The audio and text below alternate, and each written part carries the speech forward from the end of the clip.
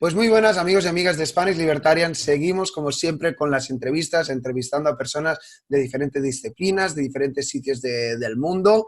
Y en esta ocasión pues tenemos con nosotros a la ginecóloga y obstetra, también se hizo bastante conocida por sus colaboraciones con Agustín Laje, Jael Ojuel. Jael, ¿cómo estás?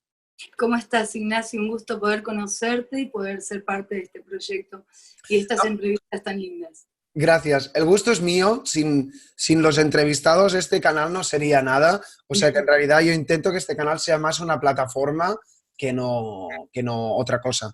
La entrevista de hoy tengo que estar agradecido a Matt Junyent, que es el chico que nos lleva el Instagram, que nos puso en contacto, que lo concertó. Y bueno, será un poco improvisada porque ha salido así, tu agenda está bastante apretada, la mía también, pero estoy seguro que a lo largo de los siguientes ratos pues tendremos ocasión de conocerte, conocer tus opiniones, igual yo cambio mi mente, igual tú cambias la tuya, pero bueno, esta es la idea, conocer, escuchar y repensar.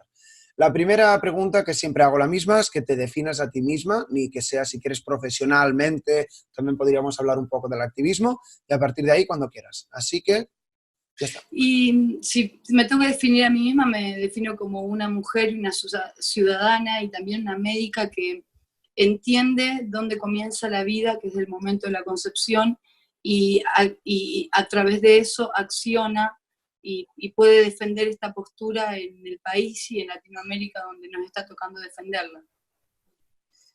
Y bueno, entonces, ¿desde cuándo y por qué? Entiendo que tu trabajo te ha hecho o te ha hecho reafirmar ese punto, ¿no? Sí, sinceramente, cuando comenzó todo este tema de presentar proyectos para despenalizar la ley del aborto, verdaderamente fuimos muy atacados, nosotros los médicos que somos objetores de conciencia, en el hecho de poder establecer nuestra postura, porque, a ver, estudiamos medicina no para matar, estudiamos medicina para defender y para salvar la vida.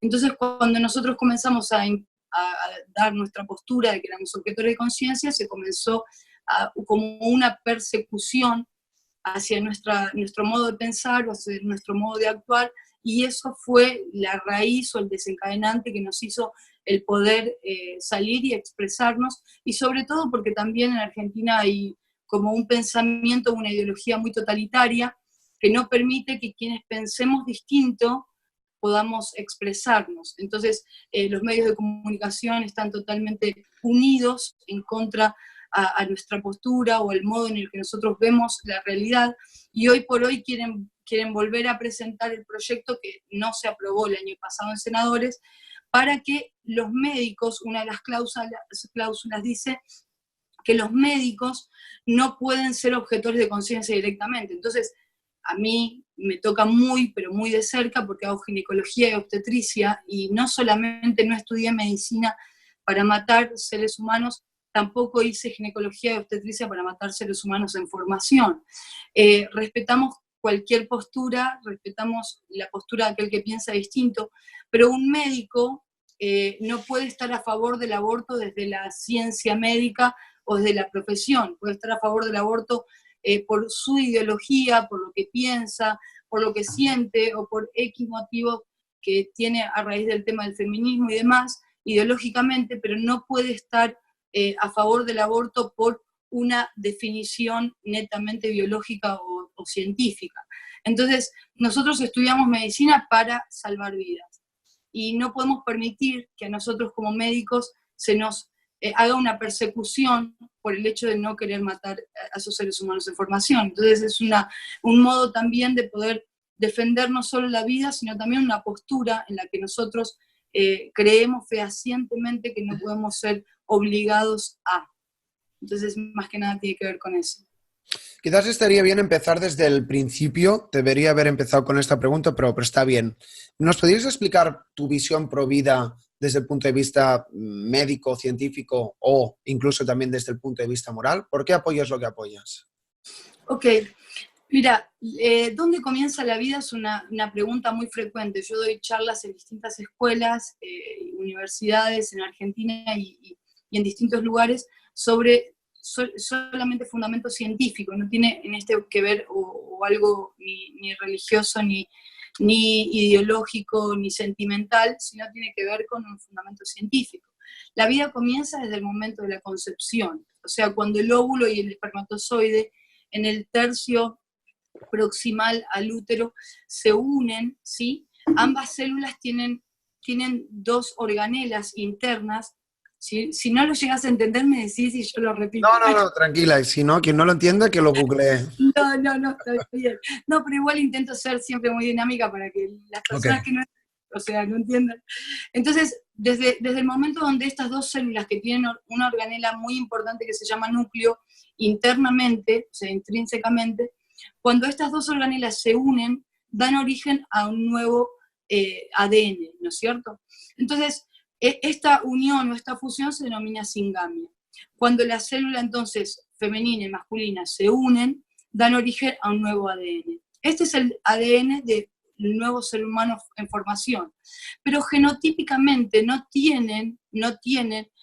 pueden tener características genéticas similares, pero genotípicamente no son idénticos al de la madre o al del padre. O sea, que genéticamente es un nuevo ser humano en formación.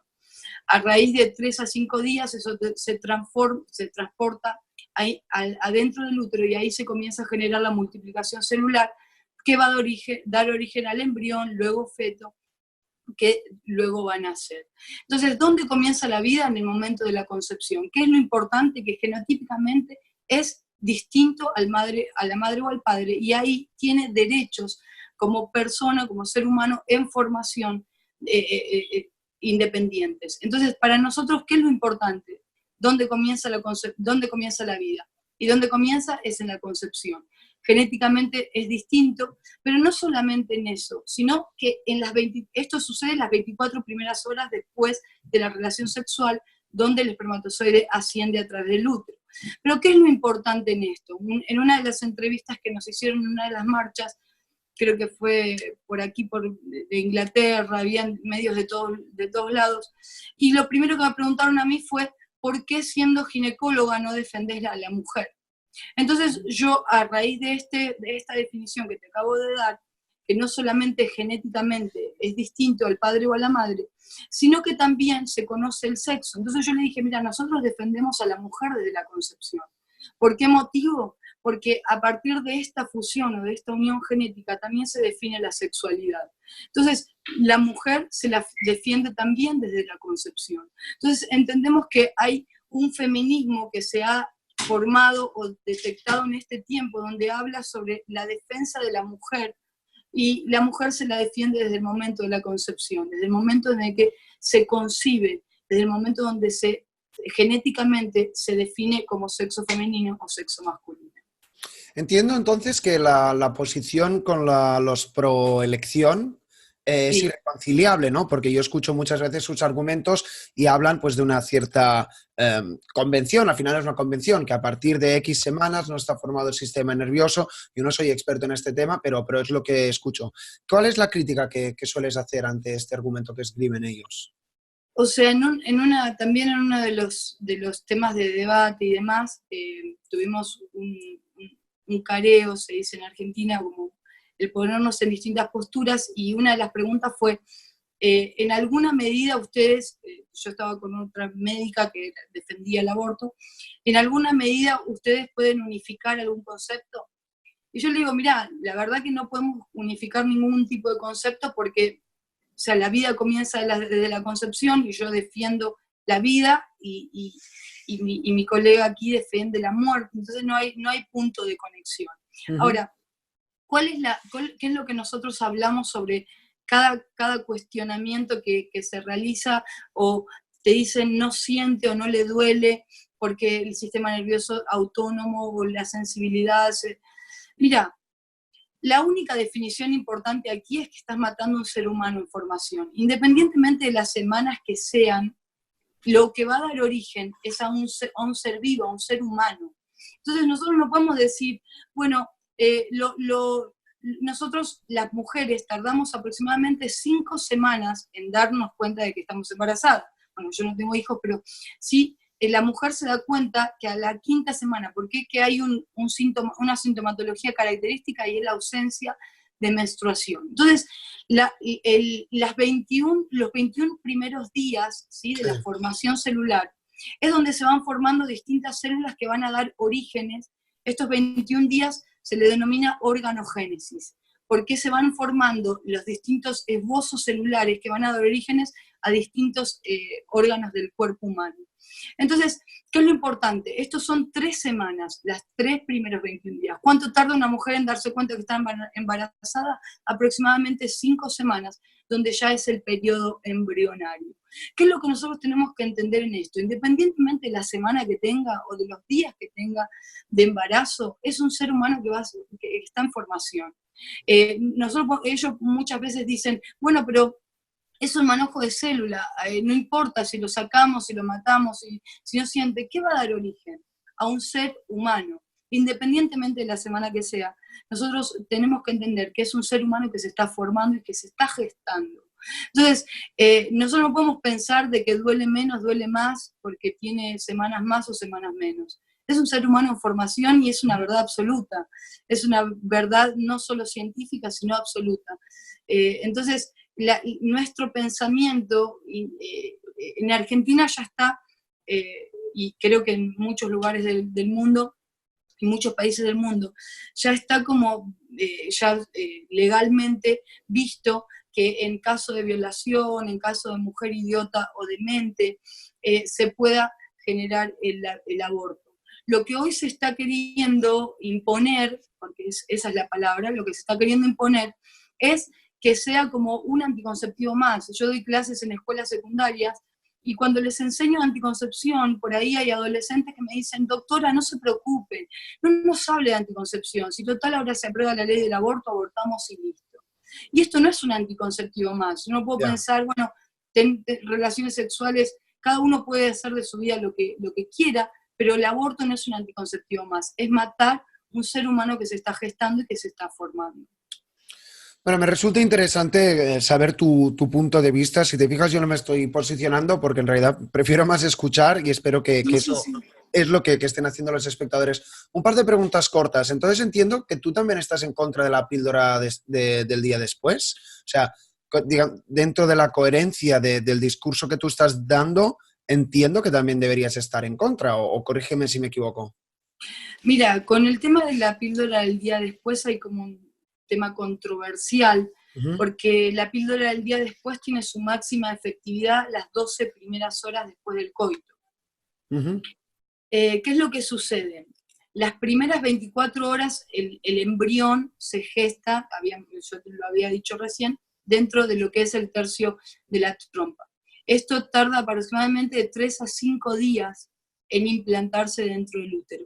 Entonces, si la píldora del día después se toma después de estas 24 horas o después de estos 3 días y produce ese sangrado, ¿sí? Produce ese sangrado, porque lo que produce tiene una alta dosis de droga, de progesterona, y lo que produce es un sangrado, ¿no es cierto? Entonces, en este sangrado que produce, lo que produciría es el aborto.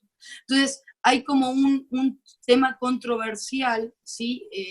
En realidad nosotros los que estamos a favor de la vida sí estamos un poco en contra de la pastilla del día después, porque produce un sangrado y el sangrado puede producir un aborto en los primeros días de gestación, ¿sí? Pero la pastilla tiene su máxima efectividad las 12 primeras horas después del coito. Entonces, es como que controversialmente se generan distintos pensamientos o distintas formas de expresar el pensamiento que uno tiene a través de la pastilla del día después, porque si la persona lo toma las 12 primeras horas, el sangrado se produciría y no produciría ni siquiera una fusión de estas células. Pero si lo toma después de que se implantó, sí podría producir el aborto.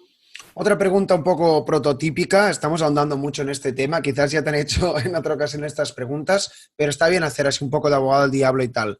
En este caso es el tema de la violación. ¿Cómo concibes el tema del aborto y la violación? Me estoy acordando que le hicieron esta pregunta a Ben Shapiro, que es un tipo que yo respeto mucho, y él decía, al violador hay que ponerlo en la prisión, o si hay pena de muerte puedes matarlo, pero el niño, el no nacido, vamos a llamarle, no tiene ninguna culpa de eso, aparte de que la madre ya con toda pesadumbre de ser violada, pues aparte quitarle a su hijo, pues sería doblemente perjudicial. Esa era su opinión, te la pongo así un poco de contexto. ¿Estás tú de acuerdo con esa reflexión?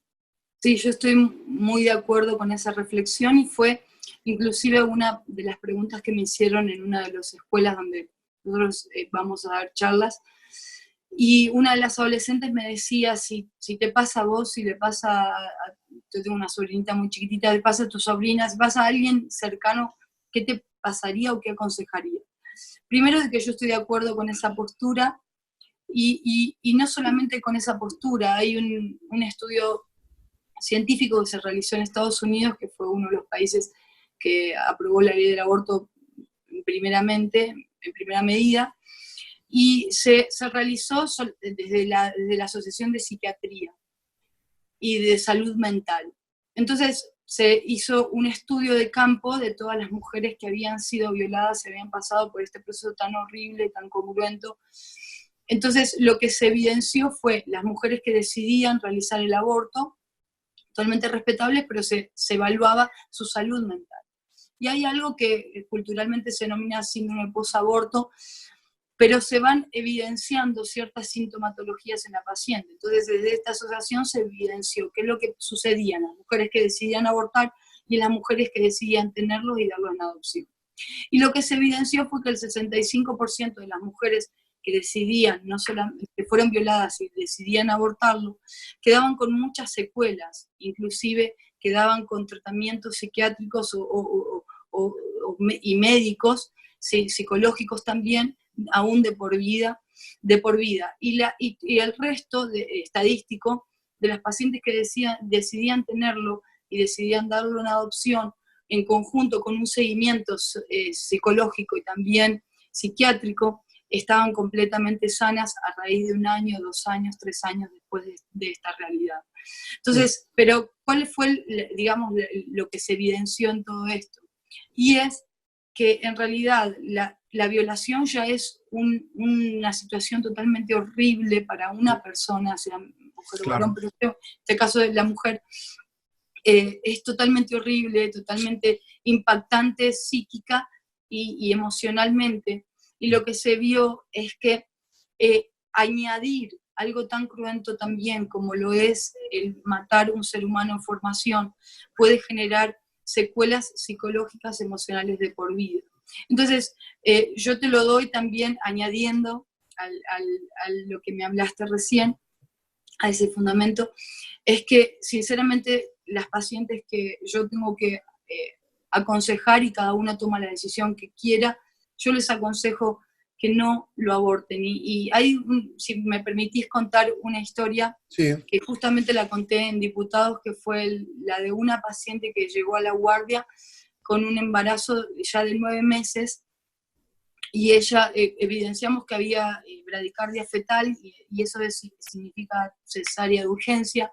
En los 5 minutos que preparamos el quirófano rápidamente para hacerle la cirugía de urgencia, porque había una bradicardia fetal sostenida, el feto muere. Entonces la paciente se tira al piso, llora. La verdad que fue muy fuerte para mí ver esta situación. Y cuando yo la levanto, digamos, para abrazarla, para contenerla, ella me dice: no, doctora, no entendés, no entendés. Y yo le digo: ¿qué pasó? Y ella me dice: este bebé hace 9 meses atrás ingresaron a mi domicilio ladrones, metieron a mis hijos en una habitación y a mí me violaron frente al esposo, fue horrible. Y ella me dice: yo decidí seguir con esta gestación. Mi marido me decía: la ley te avala, andá y abortalo. Mis hijos me decían: la ley te avala, abortalo. Y yo decidí seguir adelante, a pesar de que él intentó dejarme, a pesar de que viví muchas cosas. Yo decidí seguir adelante. Y ella me dijo una frase que a mí me marcó para toda la vida.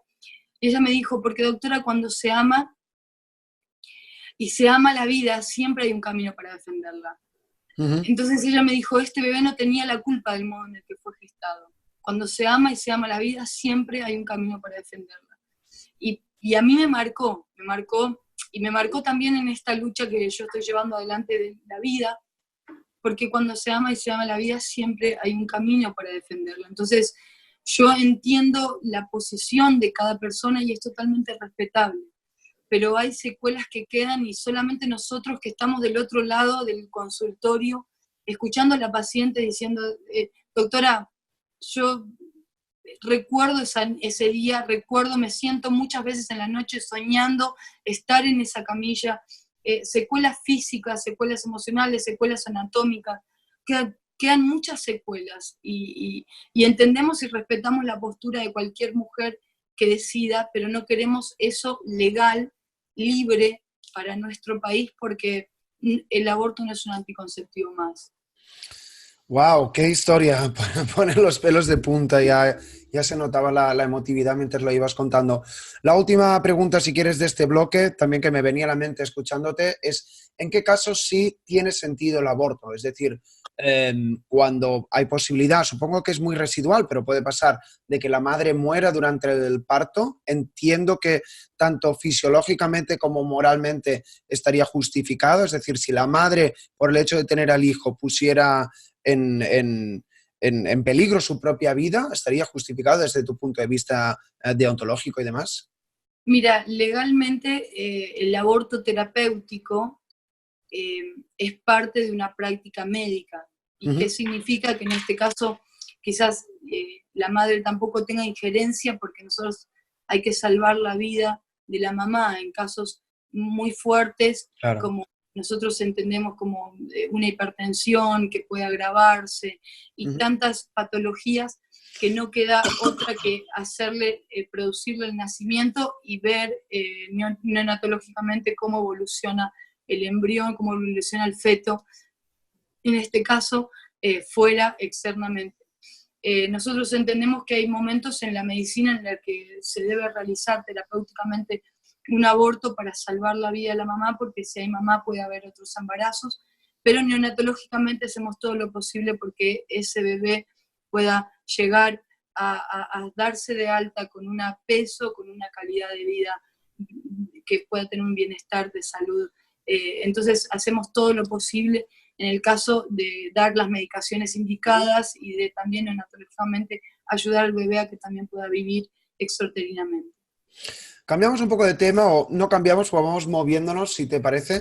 Me resulta curioso, la mayoría de gente que conozco yo, igual estoy sesgado, que son pro vida, son gente que son religiosos. ¿Cuál es la conexión entre la causa moral del pro vida y la causa, digamos, y la religión, ¿no? Porque entiendo que si uno entiende que la vida empieza desde la concepción, hay algo divino ahí, ¿no? Que todos somos hijos de Dios y demás. ¿Por qué esa conexión? Me resulta curioso. Mira, lo que voy a aclarar es punto aparte, pero después sigo con la respuesta, es que, o sea, ser pro vida o estar a favor de la vida no tiene una bandera religiosa. Ya. Sí, claro. No, porque a veces, a mí, nosotros allá, no sé si en todos lados, pero hay muchas personas que están a favor de la lucha del aborto, se colocan en una postura quizás agresiva ante esto y por ser religioso nos agreden que es algo ilógico y demás. Pero, o sea, para mí el defender la vida, independientemente de tener una religión y profesar una religión, es independiente también, pero sí hay una unidad, no solamente moral, sino también hace un tiempo atrás hice un video donde hablaba un poquito de esto, donde muchas personas desacreditaban mi postura de la vida por ser religiosa. Entonces, yo les decía que primeramente entendemos que más allá de que Dios es nuestro creador y que Él creó nuestra vida y que Él permite en su voluntad el que nazcamos y podamos desarrollar una vida, entendemos también de que no solamente tiene que ver el que amemos a Dios y que amemos la vida porque Jesús murió en la cruz del Calvario por nosotros para darnos vida, sino entendemos que no necesitamos, yo lo que veía en este tiempo era que se nos desacreditaba por ser religiosos y defendíamos la vida. Lo entendemos desde el ámbito religioso, lo entendemos desde que Jesús dio su vida, lo entendemos desde el amor de Dios por las personas y el amor de Dios por la humanidad, pero también entendemos el defender la vida, porque el contexto en el que nosotros estamos, siendo yo mujer, teniendo un útero, teniendo la capacidad de poder dar vida y esa capacidad que también Dios me dio para poder dar vida, entiendo que necesito defender la vida porque no solamente es lo más hermoso que le puede pasar a una mujer, sino también entendemos que la vida se la defiende porque Dios nos ama, porque Dios pagó un precio en la cruz del Calvario por nosotros a través de Jesús, y porque también Él creó nuestra vida y somos hijos de Él. Entonces, independientemente yo puedo defender quizás la vida desde la medicina, desde el ser mujer, que para mí es una honra el poder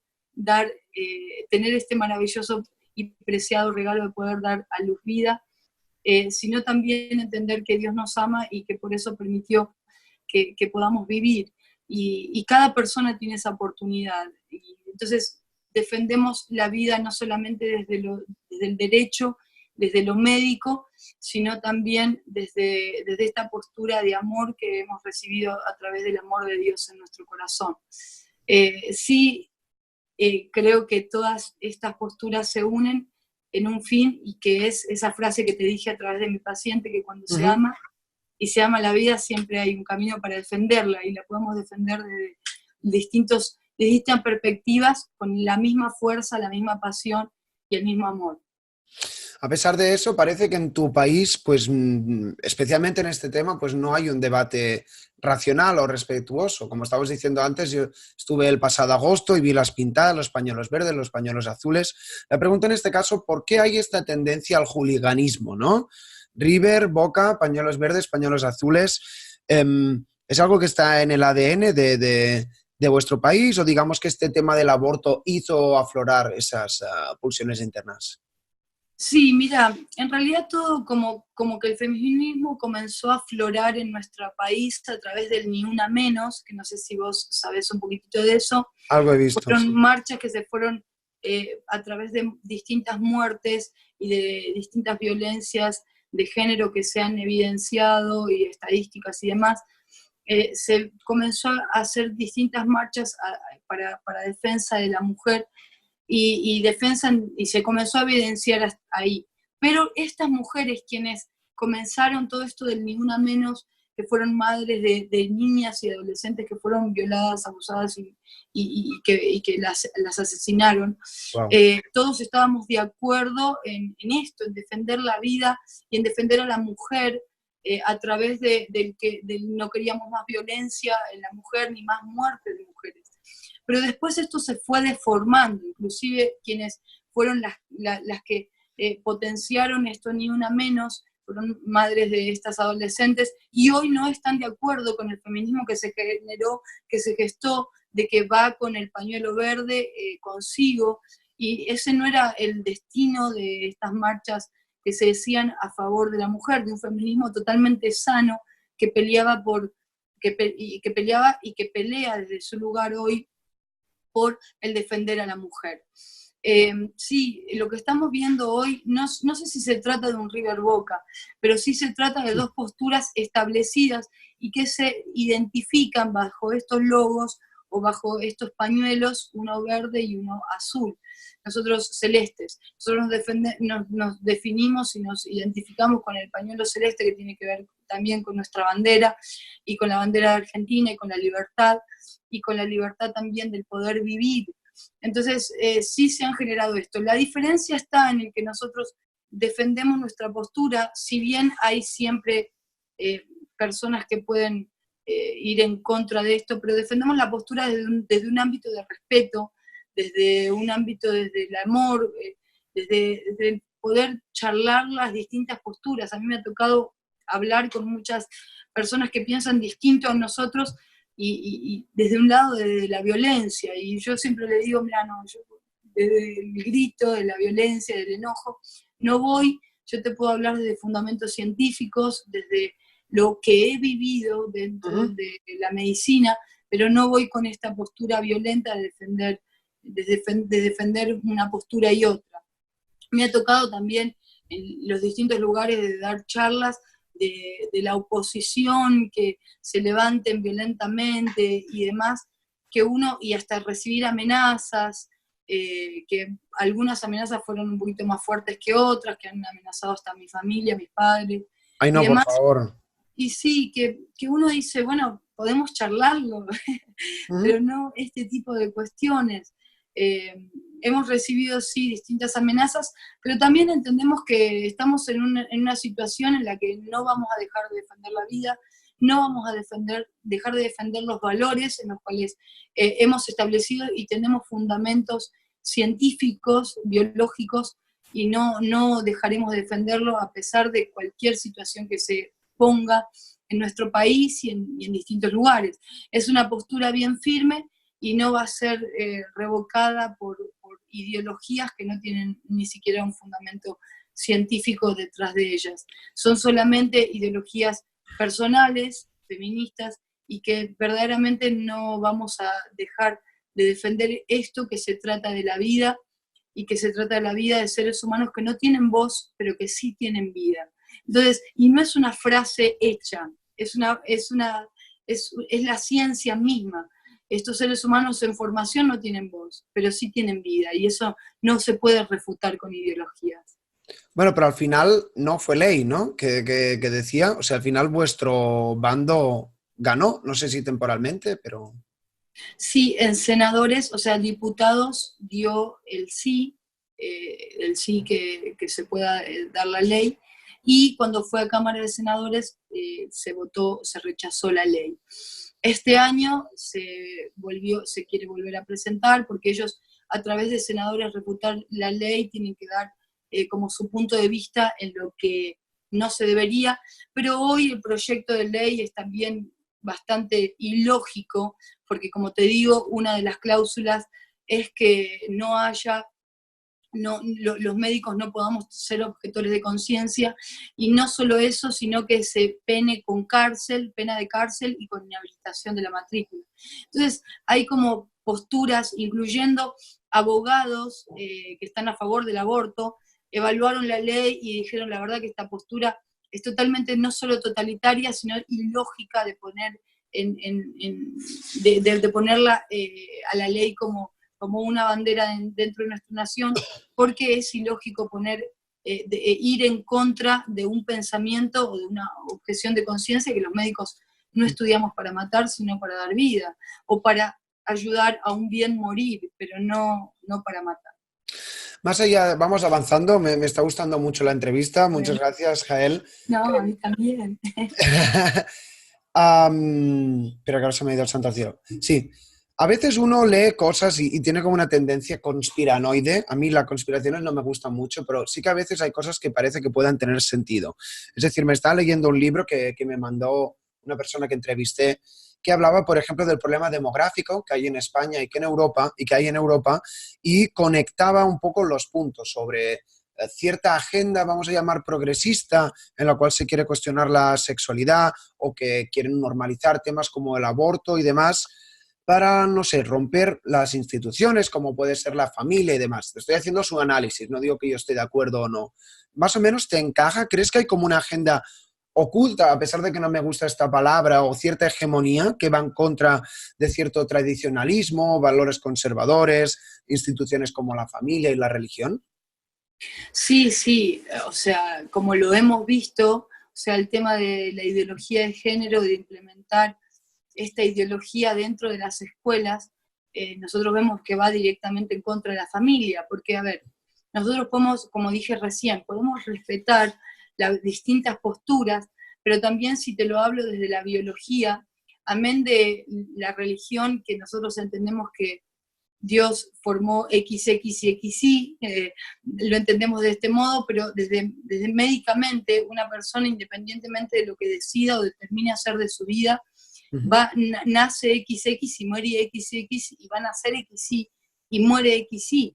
Entonces, nosotros entendemos que estas ideologías tranquilamente pueden enseñarse desde la puerta para dentro de la casa, pero no se pueden enseñar desde las escuelas. O sea, yo no puedo, yo desde la sexualidad o de la materia sexualidad dentro de la escuela, puedo enseñar desde lo biológico, del cuerpo humano, de los distintos aspectos, los distintos cambios hormonales o fisiológicos que puede tener un niño, un adolescente, una mujer, un adulto y un hombre en sí mismo. O sea, distintos cambios físicos, y también anticoncepción, también enfermedades de transmisión sexual, pero nosotros no podemos enseñar ideologías, porque hay distintas ideologías que hemos visto a lo largo de nuestra historia y que no por eso la tenemos que colocar dentro de la escuela y enseñarlas como una materia más.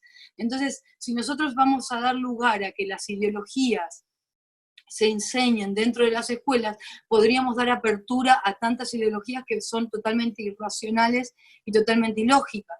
Entonces, ¿qué es lo que, por lo menos yo te hablo desde el lado de Argentina, en lo que también estamos peleando, y es que estas materias, lo que se está queriendo también implementar y modificar en la Ley de Educación Sexual en Argentina, es que la ideología de género se instaure, ¿no? Como una ideología, como la materia educación sexual.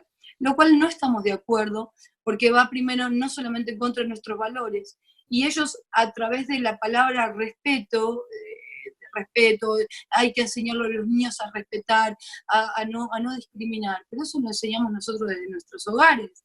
Ya. O sea, la educación sexual tiene que abarcar fisiología, biología, tiene que abarcar los distintos aspectos médicos y los distintos cambios físicos y fisiológicos, y también enfermedades de transmisión sexual, anticoncepción y demás, pero no puede abarcar una ideología. Porque Se quiere como estatalizar a la sociedad, ¿no? Digamos. Tal cual. Entonces nosotros no podemos permitir esto. Y entonces nuestro modo de luchar o de ir en contra es no solamente las marchas, sino también dando material y fundamento científico. Yo estoy trabajando en distintos, no solamente fundaciones pro vida y demás, sino en distintos grupos como Profesionales con Ciencia, profesionales de salud por la vida y demás, y nosotros damos fundamentos científicos de distintos ángulos de profesiones para que las familias puedan entender que la educación sexual integral no tiene que abarcar ni prácticas sexuales, ni ningún tipo de práctica, sino que tiene que abarcar fundamento biológico y fundamento científico. Sí, entendemos que esta agenda va en contra de la familia, va en contra de los valores que nosotros profesamos, nosotros no podemos permitir esto porque va en contra también de la lógica de la enseñanza. Con esta se quiere hacer, no sé, transversal en todas las materias. Ya. Imagínate matemáticas enseñando transversalmente la sexualidad y demás, es algo muy ilógico. Pero tenemos que entender, sí, yo también me río un poco a veces, porque Hay digo, muchas cosas ilógicas en la actualidad. pero sí. Ya. Imagínate que hay un montón de profesores con los que nosotros trabajamos y nos dicen, yo soy profesor de física, yo soy profesor de inglés, ¿cómo voy a hacer para hacer esto? Y se dan cursos y dan charlas y un montón de cosas que son totalmente ilógicas, porque no tienen un fundamento. Entonces, vamos en contra de todo esto porque entendemos que es algo ilógico que se quiere instaurar, y sobre todo por el bien de nuestros niños, que cada uno puede hacer de su vida y de su familia lo que quiere, pero no podés obligar a nuestros niños a poder recibir estas charlas que no tienen nada que ver. Y si te daría ejemplos, te reís de acá. ¿No? Sí, nos pasamos hasta... está muy interesante. Luego te haré otra pregunta sobre la educación. Me gusta tu análisis, pero solo un detalle. Un detalle. Has hablado de familia. Cuando hablas de familia, ¿hablas de papá, mamá, hijo? ¿O podemos concebir la familia también homosexual? Porque esto es una duda que tengo y me gustaría preguntártela. Antes has hablado del amor y el amor es lo más importante. Entonces la pregunta es, si el amor es lo más importante, ¿realmente la familia como concepto tiene que ser estándar, entendiendo estándar como homosexual, o puede haber otras fórmulas perfectamente factibles para la educación y desarrollo del hijo? Mira, lo que nosotros entendemos como familia es que, a ver, voy a hablar un poquito desde el lado religioso y después voy a lo médico. Lo que nosotros entendemos desde familia o de concepto de familia, uno de los versículos claves que lo dice la Biblia, es que Dios crea a Adán y crea a Eva para fructificar y multiplicar la tierra. Lo que nosotros entendemos de familia es que la mujer y el hombre pueden concebir, ¿no es cierto? En una de Eso es biología pura. biología pura.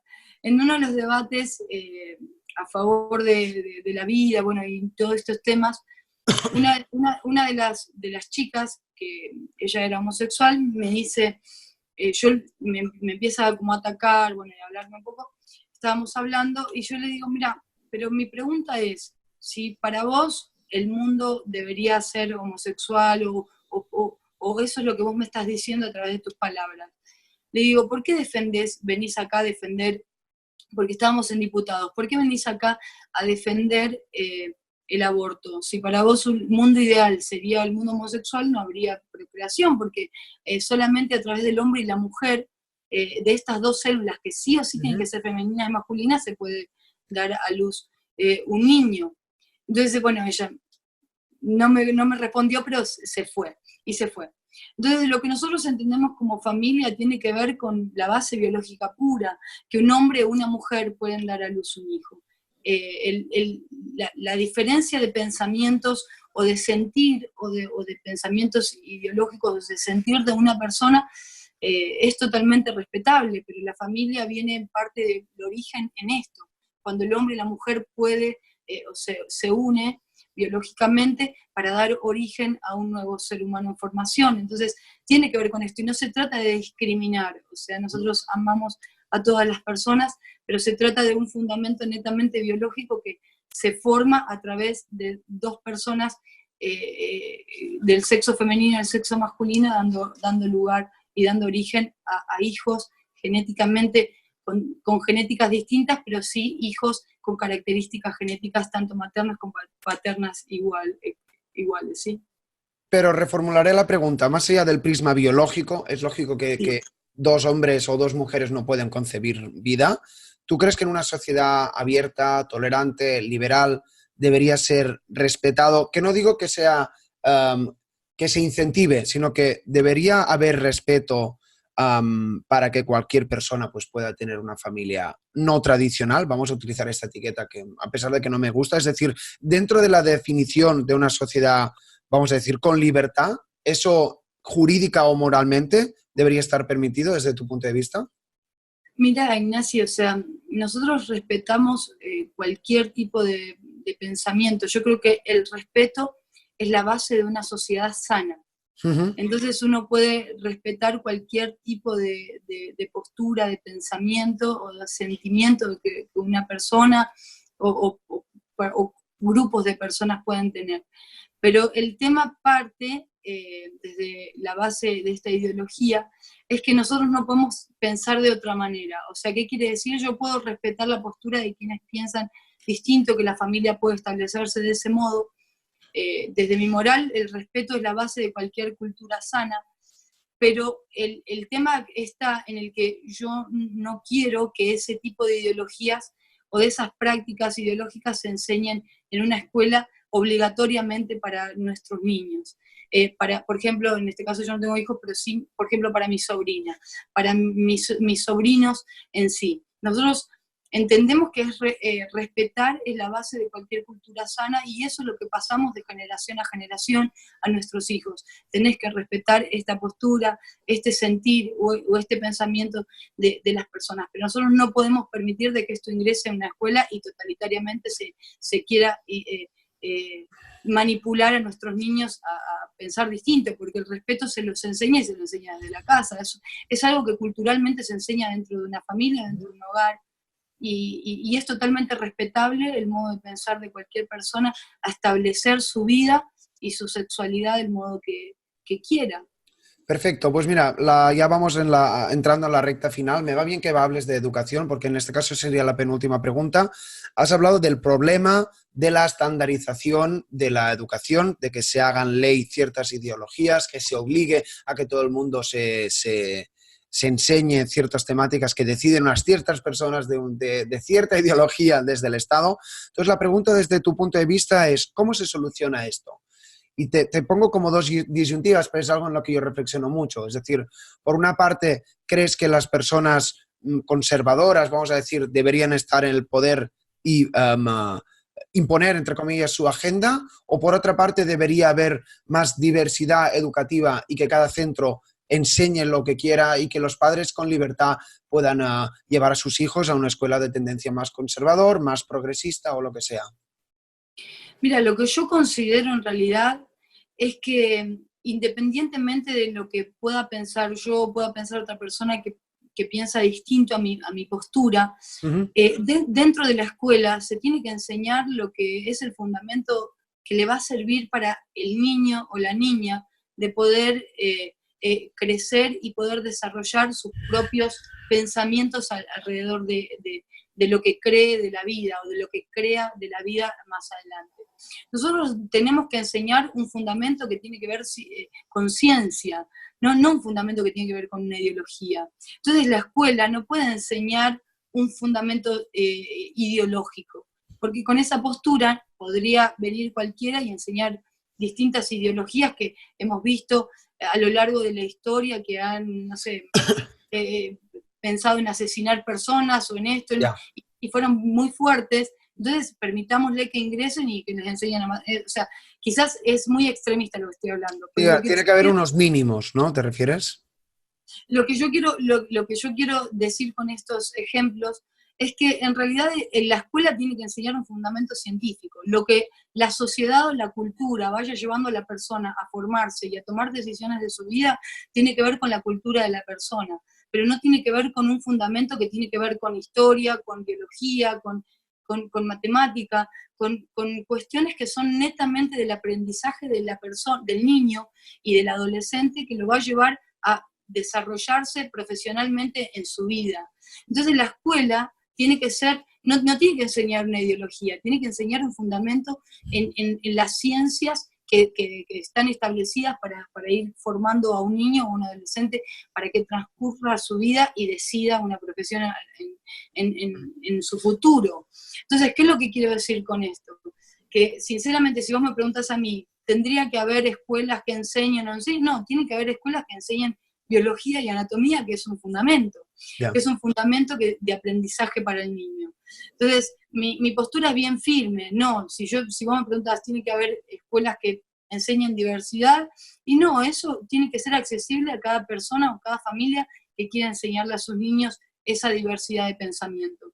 Pero no En el ámbito privado, ¿te refieres? ¿No?